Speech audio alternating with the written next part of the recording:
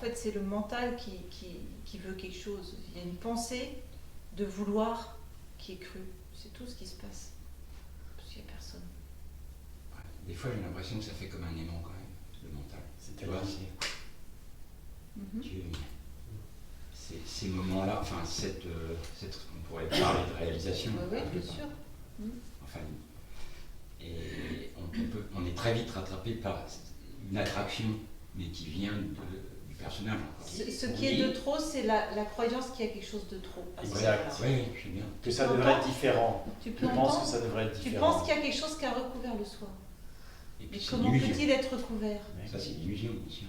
Et alors? Et surtout, tu y accordes de l'importance. Donc il manque rien. Donc l'attraction vers la pensée est le soi. C'est quoi le problème? Entends ça, l'attraction par la pensée et le soi.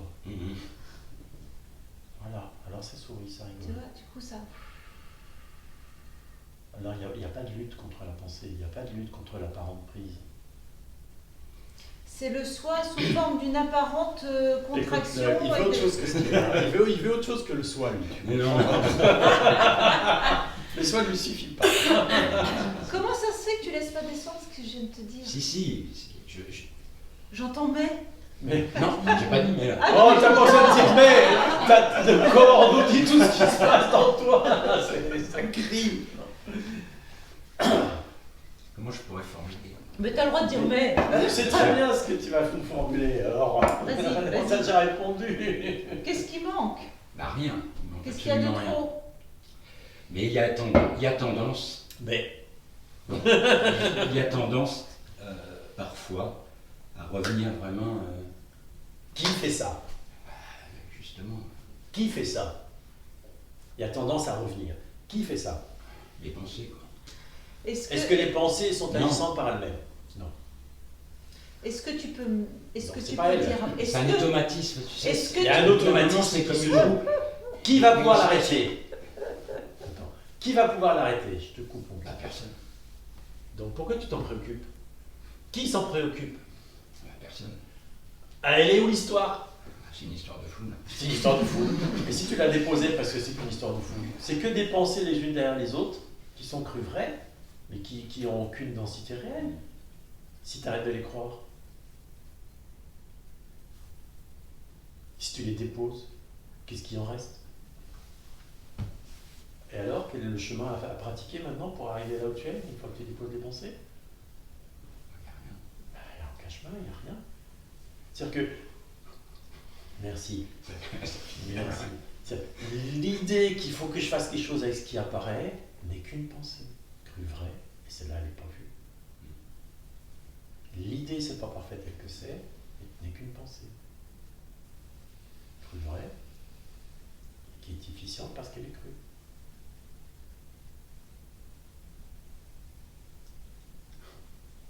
C'est tout con. Si c'est compliqué, c'est pas ça. C'est simple.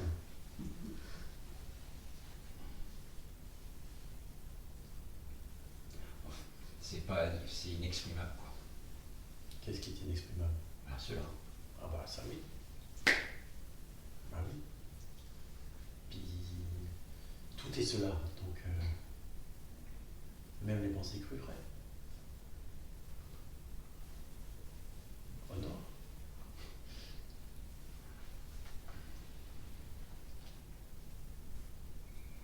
Alors qu'est-ce qui manque? Rien.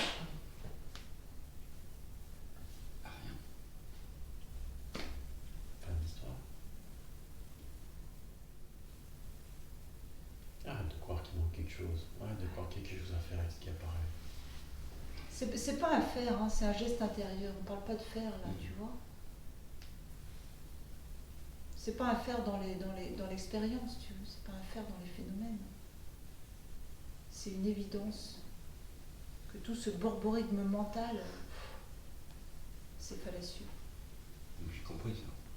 Bah alors, Ouais, mais ça continue à y aller. Voilà, ça continue à y aller. Et- Mais de moins en moins, quand même. Bah oui, tout cool. Ah oui. Regarde, ça va être ton entrée anti-pensée, stop. Aucune pensée qui ne raconte une histoire n'est vraie. Je répète, aucune pensée qui raconte une histoire n'est vraie. Aucune. Même je t'aime. Pourtant je l'aime. D'un point de vue existentiel, l'amour est là. Et c'est évidemment une construction. L'amour que je suis aime tout et tout le monde. L'amour porté à quelqu'un en particulier d'une certaine manière, à chaque fois il est spécifique avec chacun, ben, il est lié à plein de trucs existentiels, à des ressentis, à des pensées, etc. Et rien de cela n'est définitivement réel. Regarde, quand tout est déposé, qu'il n'y a que cela, qu'est-ce qu'il y a de vrai dans tout ce qui se manifeste? Rien. Rien. Mais alors après, c'est une fois que ça c'est évident, ça cherche plus à enlever l'apparence.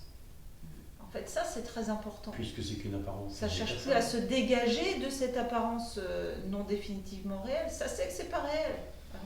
Et puis puisque Ça c'est rigole, épousé, en fait. puisque c'est clairement épousé qu'il n'y a pas d'eux, alors ça épouse le monde. Il n'y a aucun problème. C'est épousé de fait. Mais ça se laisse, enfin, c'est épousé de fait, et il y a, je ne sais pas comment dire, il y a cette espèce de mouvement apparent au niveau de l'organisme où ça se laisse épouser le monde, être épousé par le monde, dans les deux sens. Alors l'amour ne peut pas ne pas être là, ne peut pas ne pas jaillir, ne peut pas ne pas s'exprimer. C'est pas construit, cette hein. plénitude, C'est même pas douceur. voulu en fait, c'est ce qu'on est, donc forcément. Il n'y a pas de stratégie là-dedans. Il n'y a pas de vouloir.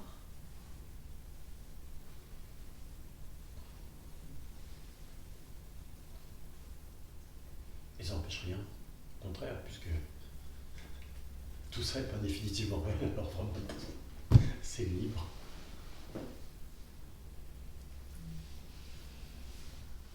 Ce qui se produit avec la réalisation, c'est un désinvestissement du monde.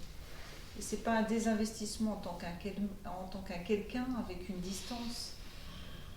C'est difficile à mettre en mots, c'est un désinvestissement en tant que chose crue réelle, en tant que... Comment dire? Ouais, en tant que quelque chose de vrai, quoi. Il n'y a rien de vrai là-dedans. Il y a juste l'amour. En fait, il demeure l'amour après.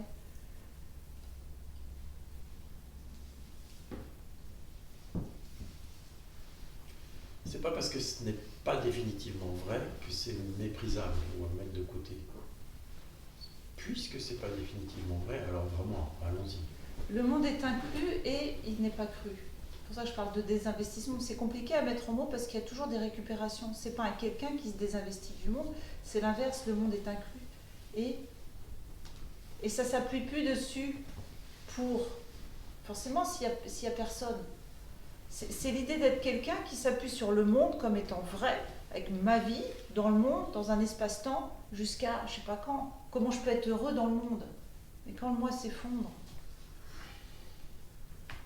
ça se pose plus, cette question se Quand pose il est vu que plus. le monde n'est pas définitivement réel et que tout ce qui s'y passe n'est pas définitivement réel, ben, c'est dur de s'y accrocher. Hein.